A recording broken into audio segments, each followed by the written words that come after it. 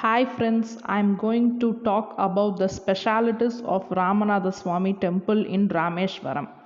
Rameshwaram is one of the holiest places in India and is located on a beautiful island. It is separated by a small Pamban channel from Sri Lanka.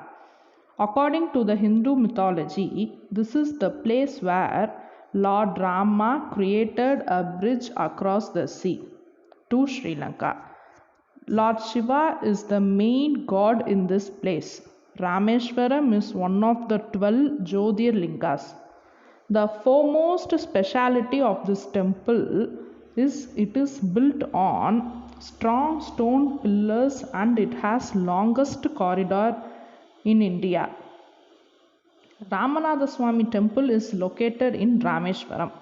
The primary deity of the temple is Ramanatha Swamy, that is Lord Shiva, in the form of lingam.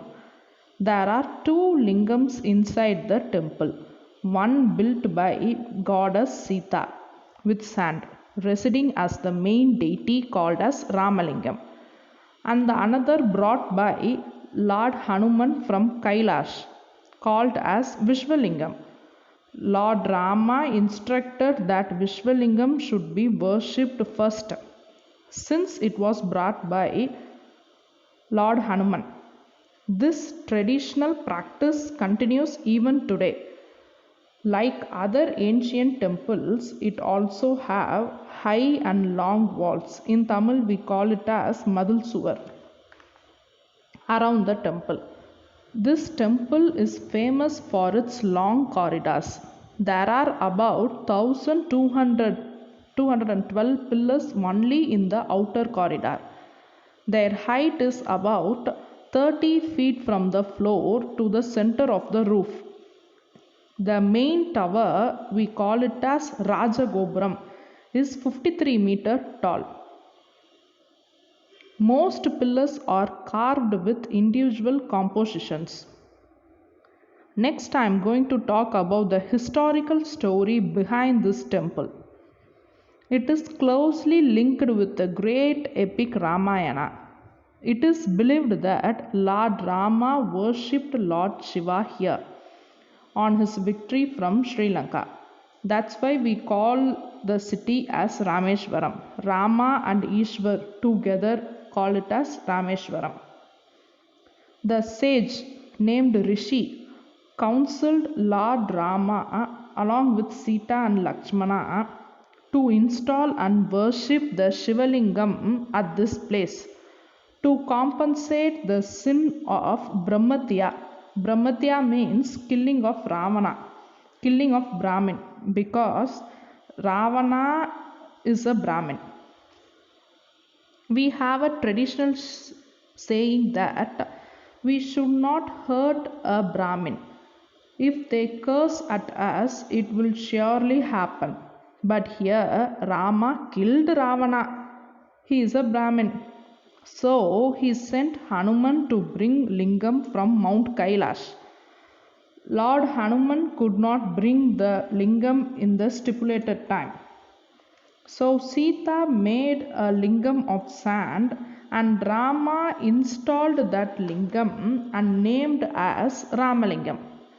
Hanuman bring another lingam from Kailash and Rama installed that lingam also for consoling Hanuman, named as Vishwalingam, next to Ramalingam.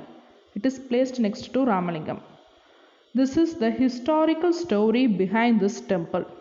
Another interesting significance of this temple is it consists of 22 tirthams in the form of wells. The main and first tirtham is called as Agni Tirtham. People says these wells are made when Lord Rama fired arrows in the sea sand. When Rama fired arrow towards the sea gave way to build Bamban Palam for saving Sita. It is the mythological story. Now it is constructed in this manner only. These are the specialities of Ramanatha Swamy temple. It is believed that a visit to this temple washes away one's sin and brings salvation. We call it as moksha in Tamil. Next, I am going to say about Dhanushkodi, a short recap about Dhanushkodi. Dhanushkodi was until a few years ago a wonderful temple on the southern tip of India.